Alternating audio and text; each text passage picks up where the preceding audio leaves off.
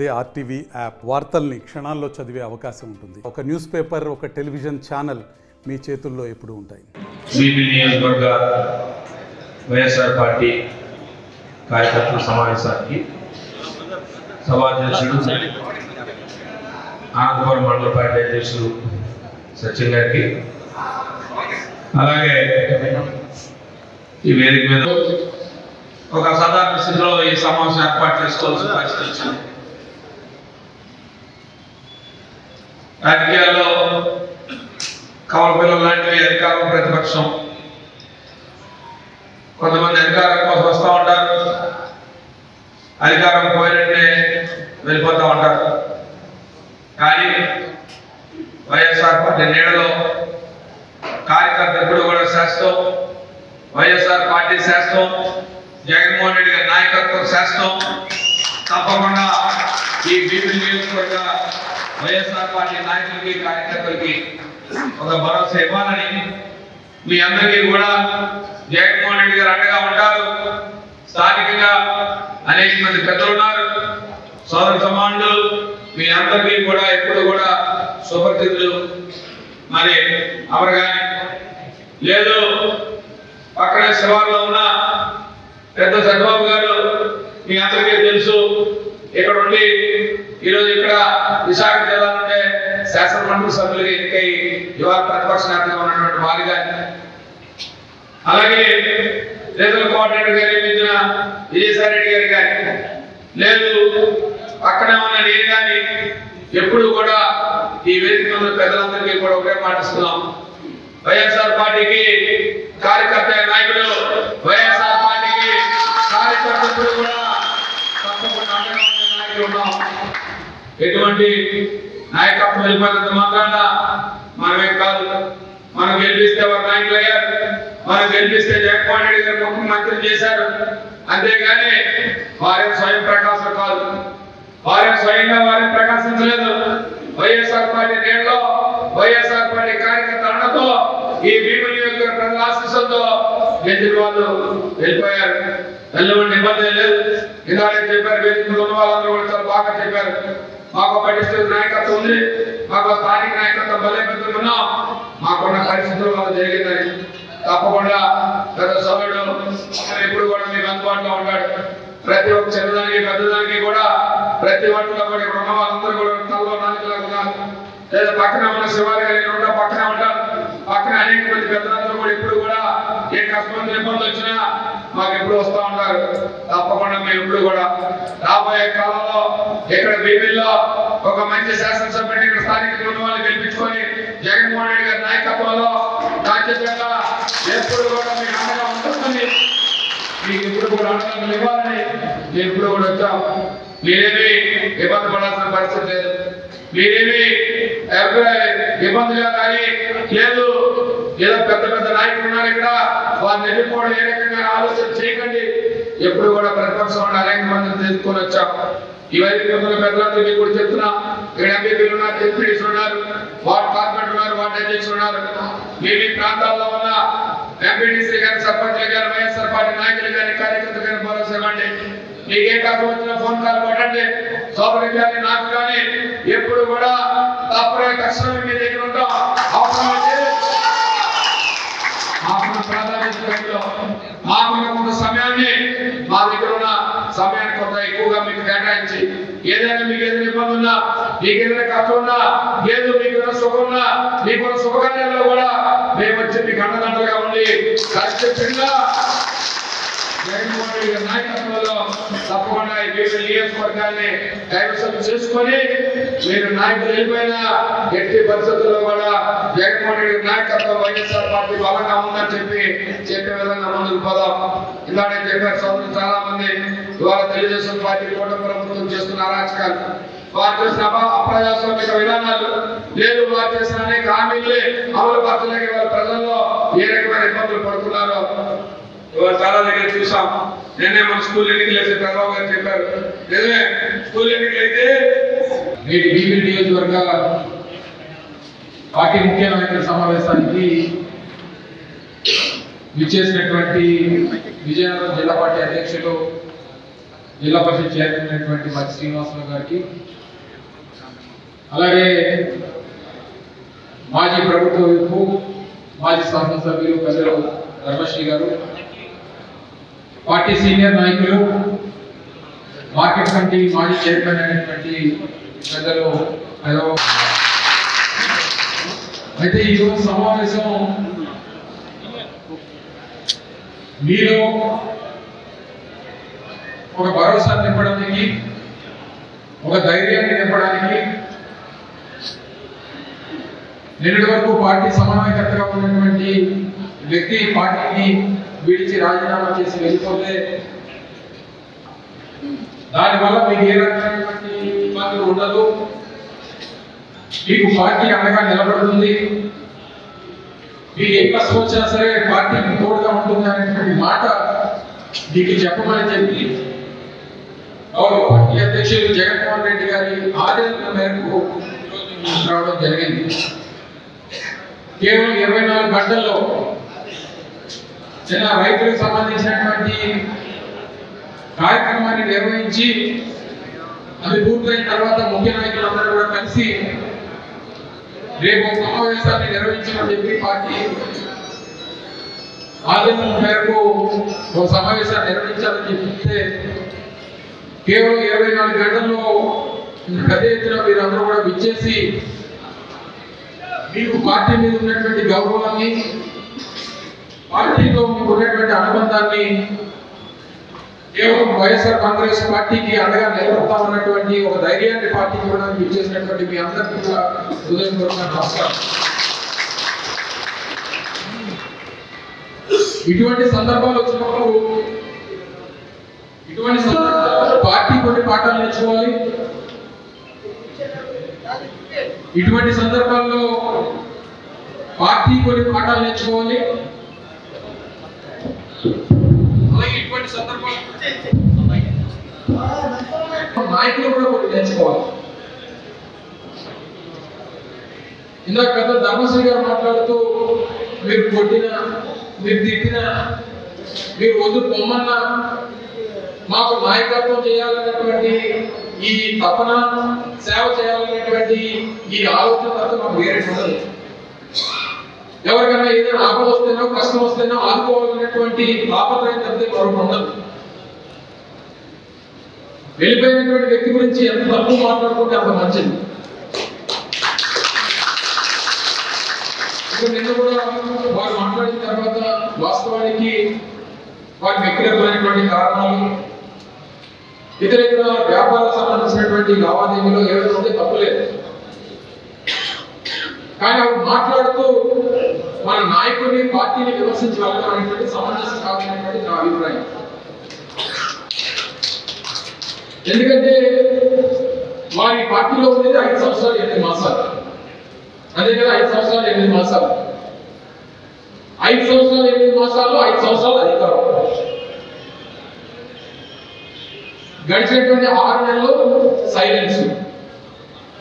మిమ్మల్ని వారు ఏదైనా కార్యక్రమాలు పెట్టడం కానీ, వారు ఏదైనా బాధ్యత తీసుకోవడం కానీ, లేదా వారు కష్టపడడం కానీ 6 నెలలు లేదు.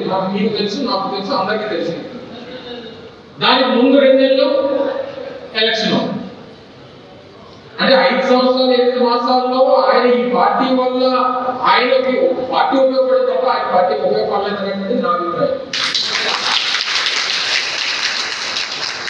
ఈ పరిస్థితుల్లో మనం తెలుసుకోవాల్సింది ఏంటంటే, వ్యాపారస్తులు రాజకీయాల్లోకి రావడం వల్ల కార్యకర్తలు, పార్టీ నాయకులు ఎంత నష్టపోతాం అనేటువంటి దానికి నిన్న జరిగినటువంటి సంఘటన ఒక నిదర్శనమైనటువంటి విషయం.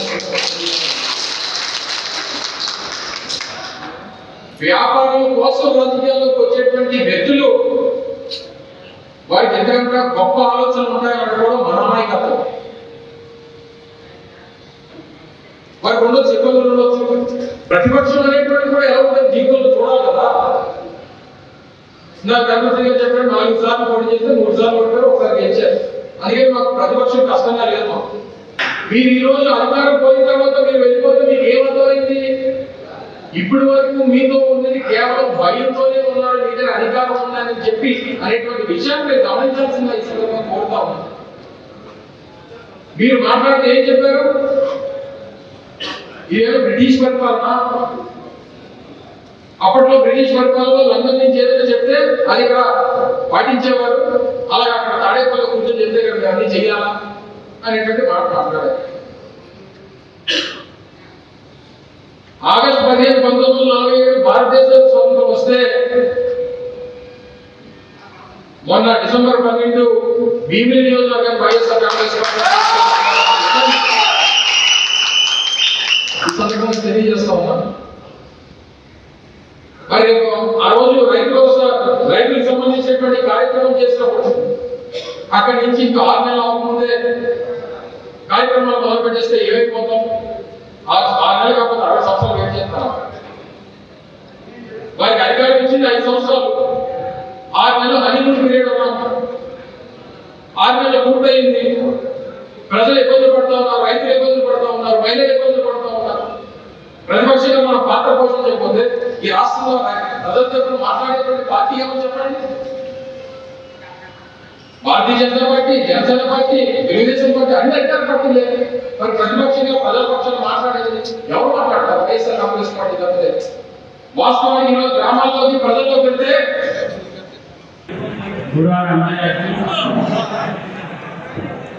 అలాగే విజయనగరం జిల్లా పార్టీ అధ్యక్షుడు, జిల్లా పరిషత్ చైర్పర్సన్ అయినటువంటి మధ్య శ్రీనివాస్ గారికి, పెద్దలు సీనియర్ నాయకులు చంద్రబాబు గారు, అలాగే జెడ్పీటీసీ పోరాడ వెంకటరావు, ఎంపీపీ మధ్య వెంకటరావు,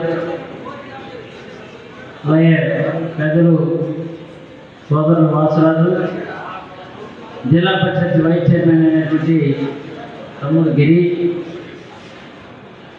అనంతపురం, భీమిలి, పద్మనాభం, భీమిలి మున్సిపాలిటీలో ఉన్నటువంటి పెద్దలారా, కార్పొరేట్ సోదరులారా, నాయకులారా, ఒక రకమైనటువంటి అమాయకులారా, మీ అందరూ కూడా నా హృదయపూర్వక నమస్కారం.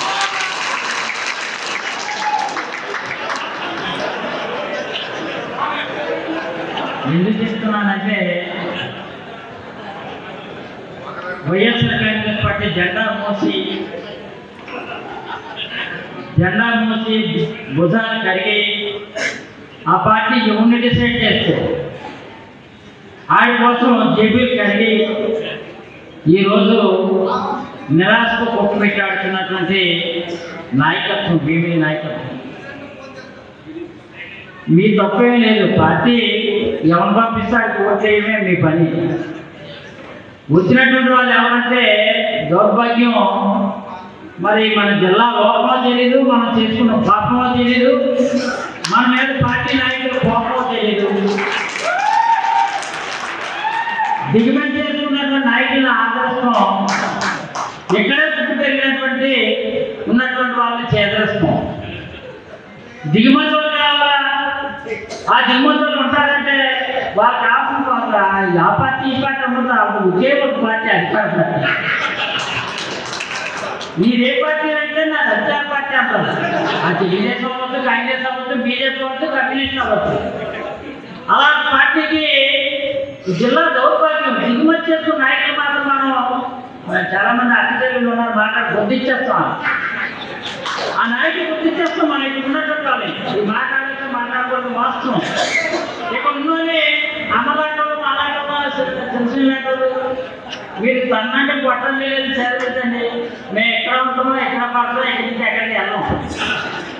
కట్టుబాటు అంటే మీకు తెలుసో తెలీదో చాలా మంది ఇక్కడ ఉంది. ఇప్పుడు ఇక్కడ నుంచి వెళ్ళిపోయినటువంటి నాయకుడు అంతప్పుడు పార్లమెంట్ సభ్యుడిగా చేశాడు, అంతకుముందు ఇక్కడ ఎమ్మెల్యే చేశాడు, మొన్న మన పార్టీ నుంచి ఎమ్మెల్యే చేశాడు.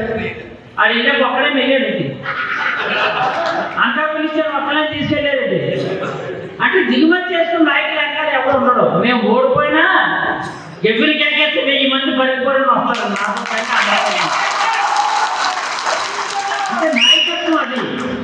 అంచేత మాకు ఇవన్నీ కాదు, వీళ్ళు వెళ్ళిపోతున్నారు కొత్తగా. ఎందుకంటే మేము ఎక్కువగా అధికార పార్టీలో ఉన్నావా లేదా ప్రతిపక్షంలో ఉన్నామంటే మేము ప్రతిపక్షంకి అలవాటు పడిపోయాం. ఓడిపోయినా గెలిచినా ఒకలా ఉంటాం. ఏం చదివినా అదే బ్రతికినా దాని విలువ తగ్గదు కదా. అలా మన విలువ మనకు ఉంటుంది. అందుకని ఈరోజు చెప్తున్నా, పొద్దున్నే పుట్టని నుంచి పంపించే పరిస్థితి మాత్రం ముఖ్యంగా భీమిలి ప్రజలు ఇందాక బ్రహ్మాండంగా నాయకులు మంచి తీర్మానం చేశారు. సార్ సమన్వయకర్త ఎవరికి ఇచ్చారు, వాడిని ఇన్ఛార్జిగా ఇచ్చారు కాబట్టి రేపు పొద్దున్న ఎమ్మెల్యే టికెట్ ఆడికే ఛార్జింగ్ ఇవ్వండి. ఛార్జింగ్ ఇవ్వడానికి మీరు సిద్ధంగా ఉండండి. ఎందుకంటే ఇన్ఛార్జిగా ఎవరో వేసేస్తే ఛార్జింగ్ లేకుండా తీసుకొచ్చి ఇన్ఛార్జ్ చేస్తే మీరు మాత్రం వాడికి ఛార్జింగ్ పెట్టొద్దని మాత్రం సభంగా చెప్తున్నాను. ఎందుకంటే ఈ పవర్ లేకపోతే ఆ పవర్ పిచ్చేయాలన్నమాట. అంటే మన అందరూ విషయం ప్రజలందరూ అమాయకంగా ఉన్నారు. లేకపోతే ఇక్కడ లేదా బ్రహ్మాండంగా ఒకడు అంటున్నారు మా సార్ వెళ్ళిపోయాడు. సార్ అయినా ఒక్కొక్కడికి మీరు బ్రహ్మాండంగా కారు ఉన్నారా, మీరే సార్లు మీరే కార్లు మీతో ఉన్నాయి, మీకైనా పెద్దవాళ్ళు కాదని చెప్పాను ఇప్పుడే. అందుకని ఇక్కడ ఉన్నటువంటి అందరూ కూడా వేరు మీద ఉన్నటువంటి పెద్దలందరూ కూడా ఎమ్మెల్యే స్థాయికి ఎవరు తగ్గిన వాళ్ళు కాదు. డీటెయిల్ నాయకత్వం ఇక్కడ ఉంది. ఈ రోజు చెప్తున్నా తప్పనిసరిగా ఇప్పుడు జరుగుతున్నటువంటి పరిణామాల్లో అవంచండి వాడిగా షణ్ముఖరావు బాగా చెప్పాడు. ఒక గంట, ఒక గంట, ఒక అరగంట, ఈ 3 కలిసి వెళ్ళినటువంటి పరిస్థితులు చూస్తున్నాము.